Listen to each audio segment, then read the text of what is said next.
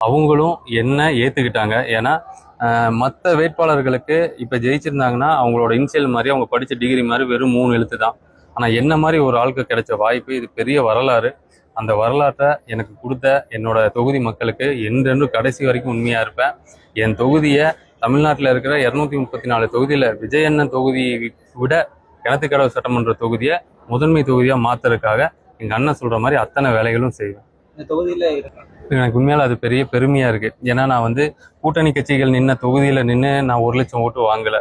நான் நின்று எதிர்த்து நின்னது உதயசூரியன் ரெட்டை இலைங்கிற ஒரு மிகப்பெரிய சின்னங்கள், மிகப்பெரிய 75 வருஷ கட்சி, இன்னொரு கட்சி 50 வருஷ கட்சி, 30 வருஷம் ஆட்சியில் இருந்த கட்சியோட சின்னங்களை எதிர்த்து என் தளபதிங்கிற ஒரு அடையாளம் மட்டும்தான் எனக்கு இருந்துச்சு.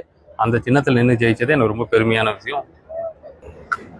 விஜயாவோட சந்திக்கும் பொழுது நான் 4 நாளைக்கு முன்னாடி எங்கள் அண்ணனை போய் பார்த்தேன். அப்போது அந்த கேண்டிடேட்லாம் மீட் பண்ணுறதுக்காக வர சொல்லியிருக்கும்போது போகும்போது அவர் என்கிட்ட சொன்னது என்னென்னா, நிறைய விஷயம் பேசிட்டு ஒரு விஷயம் சொன்னார். தம்பி, நம்ம வந்து உங்களெல்லாம் நம்பி தான் மக்கள் பணத்தை 1 ரூபா கூட எடுக்க மாட்டேன், அது முழுசாக மக்களுக்கே கொண்டு போய் சேர்ப்பேன்னு சொல்லியிருந்தேன். நீங்களும் அதே மாதிரி நடந்துக்கணும் அப்படின்னு சொல்லியிருந்தாரு.